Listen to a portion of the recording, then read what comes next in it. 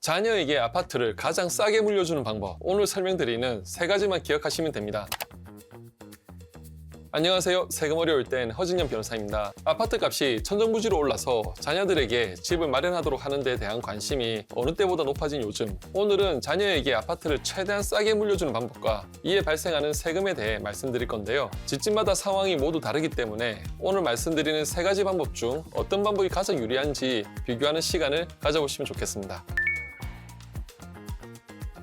자녀에게 아파트를 싸게 물려주는 방법, 첫 번째는 증여입니다. 증여는 가치가 있는 것을 무상으로 받는 것을 말하는데요. 부모님이 자녀에게 아파트를 증여하는 경우 부모님을 증여자라고 하고, 아파트를 받는 자녀를 수증자라고 합니다. 증여세는 수증자가 내는 것이 원칙이기 때문에 이 경우 아파트를 받은 자녀가 증여세를 내야 합니다. 예를 들어 부모님이 자녀에게 10억 상당의 아파트를 증여한다고 해보겠습니다. 증여재산가의 10억에서 자녀에게 적용되는 증여재산 공제인 5천만 원을 차감하면 9억 5천만 원이죠. 여기에 증여세율 30% 곱해서 계산하면 증여세는 총 2억 1,825만 원이 나옵니다. 여기서 자녀는 취득세까지 부담해야 하는데요.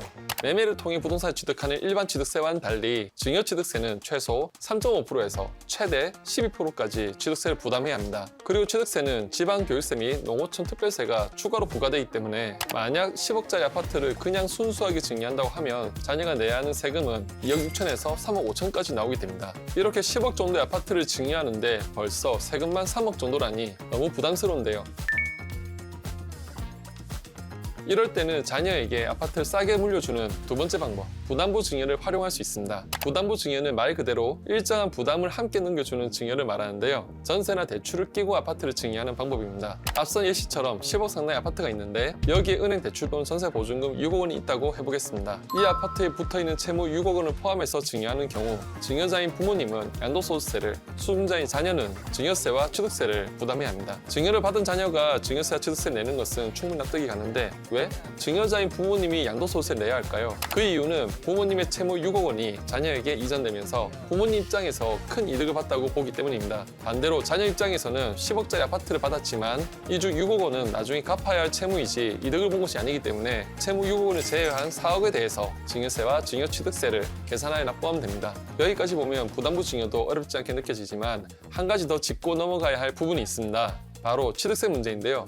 부담부 증여의 경우 수증자인 자녀는 취득세를 증여취득세와 매매취득세로 구분하여 납부해야 합니다. 아까 자녀가 증여받은 10억 아파트에서 채무 6억 원을 뺀 4억에 대해서 증여취득세를 계산한다고 말씀드렸죠. 그런데 이 4억뿐만 아니라 채무 6억에 대해서도 매매취득세라는 것을 부담해야 합니다. 세법에서는 부동산을 증여할 때 그 부동산에 붙은 채무가 함께 넘어가면 그 채무가 양도되었다고 보고 양도세와 매매취득세를 부과하기 때문인데요. 결국 부담부 증여로 아파트를 자녀에게 물려주는 경우 부모님은 양도세를, 자녀는 증여세, 증여취득세, 매매취득세를 부담해야 합니다. 그러면 부담부 증여로 자녀에게 10억 상당의 아파트를 물려주면 세금은 얼마나 나올까요? 부담부 증여 양도세 및 취득세를 제외하고 단순 증여세만 계산해보면 약 6천만 원으로 앞에서 얘기했던 그냥 증여하는 경우에 비해 부담부 증여로 약 1억 5천만 원의 세금을 아낄 수 있습니다. 이렇게만 보면 부담부 증여가 훨씬 유리한 방법처럼 보이지만 부담부 증여에는 재산과 채무를 한꺼번에 증여하는 방법이기 때문에 이 채무는 증여를 받은 자녀가 직접 상환해야 합니다. 만약 채무를 상환할 능력이 없는 자녀 대신 부모님이 채무를 대신 갚는 경우 오히려 세금 부담이 더 커질 수 있어 부담부 증여는 자녀의 채무 상환 능력까지 고려하여 진행하는 것이 핵심이라고 할 수 있겠습니다.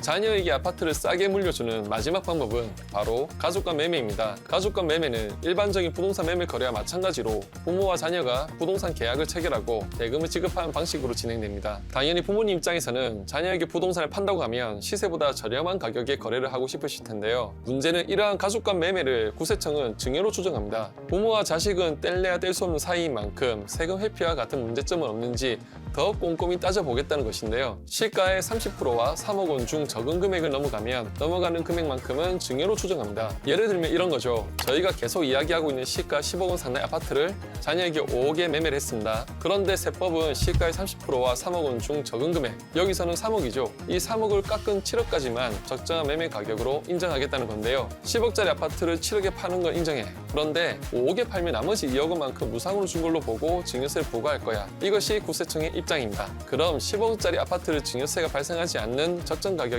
7억에 자녀에게 팔면 어떻게 될까요? 이런 경우 사실 자녀 입장에서는 3억 원은 증여세 한 푼 없이 증여받는 효과를 누리는 것과 다름없기 때문에 순수 증여나 부담부 증여에 비해 증여세 부담이 확 줄어들게 됩니다. 그런데 이렇게 부모 자식 간의 주택을 저가 양도하는 경우 파는 사람, 부모님은 양도소득세 고려해야 합니다. 방금 본 예시에서는 세법에서 정한 기준만 잘 지키면 증여세는 문제가 없었죠. 그러면 양도소득세는 어떻게 될까요? 세법은 가족간 매매에서 양도세를 계산할 때 5%의 기준을 적용하고 있습니다. 가족간 매매에서 시가와 대가, 즉 거래가액의 차액이 3억 원 이상이거나 시가의 5%를 초과하는 경우 양도세는 시가를 기준으로 다시 계산됩니다. 세법상 용어로 부당행위라고 하는데요. 가족간 매매와 같은 특수관계인 간 거래로 양도세를 부당하게 감소시킨 것으로 인정되는 경우에는 세금을 다시 계산한다는 의미입니다. 다시 예시로 돌아가 볼까요? 조금 전에 10억짜리 아파트를 자녀에게 7억에 파는 경우 증여세는 문제가 없었지만 양도세를 기준으로 보면 시가와 대가의 차액이 10억의 5%인 5천만 원을 넘죠. 따라서 이 거래에서는 양도세를 계산할 때 7억 대신 시가 10억 원을 양도가액으로 보고 양도세를 계산해야 합니다. 그런데 만약 부모님이 1세대 1주택 비과세나 일시적 2주택자에 해당하여 양도세 비과세를 적용받을 수 있다면 이때는 양도소득세 부담 없이 자녀에게 아파트를 양도할 수 있습니다. 하지만 가족간 매매는 자금 출처에 대한 소명 요청을 받을 확률이 굉장히 높기 때문에 자녀가 매매 대금을 어떻게 마련했는지 그 출처를 명확하게 소명할 수 있는 상황에서만 진행하는 것이 좋겠습니다. 오늘 내용을 핵심만 다시 정리해 볼까요? 자녀에게 아파트를 싸게 물려주는 방법에는 증여, 부담부 증여, 가족간 매매가 있다. 이 중 부담부 증여는 일반 증여보다 유리하지만 자녀 대신 부모님이 채무를 대신 갚는 경우 오히려 세금 폭탄을 맞을 수 있어 자녀의 채무 상환 능력을 반드시 확인해야 한다. 가족간 매매는 부모님이 양도세 비과세를 받을 수 있다면 세금을 가장 많이 아낄 수 있는 방법이다. 그러나 자금 소명 요청을 받을 확률이 매우 높기 때문에 자녀가 자금 출처를 명확하게 소명할 수 있는 상황에서만 진행하는 것이 좋다.